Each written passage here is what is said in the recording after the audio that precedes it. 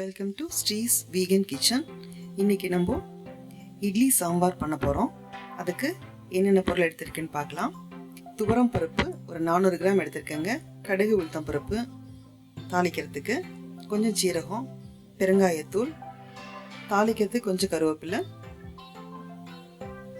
வெந்தயத்தூள் பண்ணி எடுத்திருக்கேன். ட்ரையாக வறுத்து பொடிச்சு வச்சுருக்கேன்.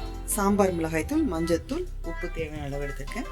தக்காளி ஒரு மீடியம் சைஸ் தக்காளி 5 பழம் எடுத்திருக்கேன். கத்திரிக்காய் ஒரு 2 கத்திரிக்காய் இந்த மாதிரி கட் பண்ணி தண்ணியில் போட்டுக்கோங்க. பீன்ஸ், கேரட், முருங்கைக்காய், உருளைக்கிழங்கு, கருவேப்பிலை, கொத்தமல்லி, 2 பச்சை மிளகாய், ஒரு 4 பல் பூண்டு எடுத்திருக்கேன். ஒரு 100 கிராம்ஸ் சின்ன வெங்காயம் எடுத்திருக்கேன். நீங்கள் பெரிய வெங்காயம் கூட ஆட் பண்ணலாம். ஆனால் சாம்பார், இட்லி சாம்பார் பொறுத்த வரைக்கும் சின்ன வெங்காயம் ஆட் பண்ணால் தான் நல்ல மணமாக இருக்கும். கிடைக்கலன்னா நீங்கள் பெரிய வெங்காயம் ஆட் பண்ணிக்கோங்க. ஸோ இப்போது பருப்பை நல்லா களைஞ்சி குக்கரில் எடுத்து வச்சுருக்கேன். ஊறணும்னு அவசியம் கிடையாதுங்க.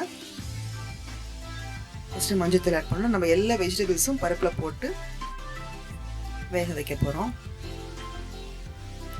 எல்லாத்தையும் 1 by 1 போட்டுருங்க. பச்சை மிளகாய் கட் பண்ண வேண்டாம், அப்படியே முழுசாக போடுங்க. பருப்பு கொஞ்சம் வாயுங்கிறனால பூண்டு எடுத்திருக்கேன். அது சாம்பாருக்கு நல்ல மணமாகவும் இருக்கும் பூண்டு போடுறப்போ.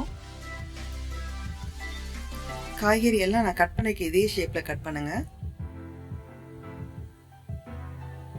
ரொம்ப பொடியாகவும் வேண்டாம், இந்த கரெக்டாக இந்த ஷேப் கட் பண்ணுங்க, நல்லாயிருக்கும்.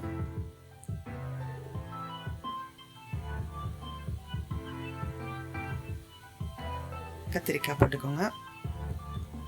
கத்திரிக்காய் சும்மா ஒரு 2 கத்திரிக்காய் சின்னதாக இருந்து கட் பண்ணி சின்ன பொடிசாக கட் பண்ணி போட்டுக்கோங்க.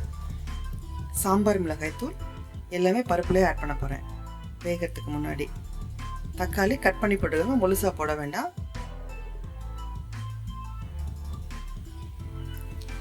ஜீரகம் கொஞ்சம் நம்ம பருப்புலையும் போடணும், தாளிக்கவும் யூஸ் பண்ணணும். ஒரு 1/2 ஸ்பூன் பருப்பில் போட்டுக்கலாம். இப்போ நான் எல்லாத்தையும் நல்லா கலந்துட்டு ஒரே ஒரு விசில் தான் விட போகிறேன். உப்பு தேவையான ஆட் பண்ணிக்கோங்க. நான் இது கூட கொஞ்சம் நல்லெண்ணெய் ஆட் பண்ணுறேன். நீங்கள் நெய் தேவைன்னா கூட நெய் கூட கொஞ்சம் விட்டுக்கலாம். ஒரு 1/2 ஸ்பூன் நெய் கூட விட்டுக்கலாம். இன்னும் கூட சாம்பார் நல்லா மணமாக இருக்கும். ஒரே ஒரு விசில் விட்டதுக்கப்புறம் சிம்மில் வச்சுருங்க அடுப்பை. 4-5 விசில் விட வேண்டாம். சம்டைம்ஸ் என்ன ஆகும்னா பருப்பு நல்லா வெந்திருக்கும், காயெல்லாம் குழஞ்சிரும். அதனால் ஒரு விசில் வந்ததுக்கப்புறம் சிம்மில் வச்சுருங்க. இப்போ பாருங்கள், பருப்பு நல்லா வெந்திருக்கு, காய் எதுவுமே குலையாமல் வந்திருக்கு பாருங்கள். அதுதான் சொன்னேன்.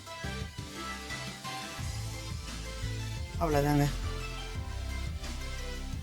இப்போ இட்லி சாம்பார் ரெடி ஆயிடுச்சு. இதை தாளித்து விட்டோம்னா போதும். ஒரு 3 ஸ்பூன் எண்ணெய் விட்டுக்கோங்க.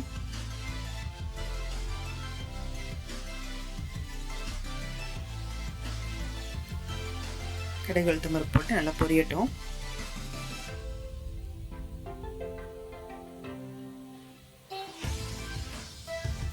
கடுகு பொரிஞ்சதுக்கப்புறம் ஒரு திங்ஸும் போடுங்க. அதுக்கு முன்னாடி போட்டோம்னா கடுகும் பொரியாது, மணமும் போயிடும்.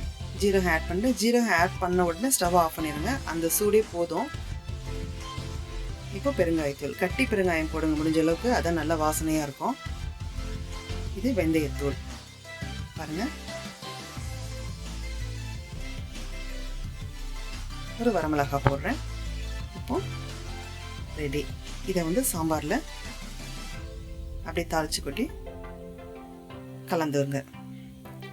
உங்களுக்கு நல்ல ஒரு மணமான இட்லி சாம்பார் ரெடிங்க. இது மாதிரி செஞ்சு பாருங்கள். பார்த்துட்டு உங்கள் கமெண்ட்ஸ் கண்டிப்பாக எழுதுங்க. பிடிச்சிருந்தா ஃப்ரெண்ட்ஸ் எல்லாருக்கும் ஷேர் பண்ணுங்கள். வீடியோ பார்த்த வியூவர்ஸ் அனைவருக்கும் நன்றி, வணக்கம்.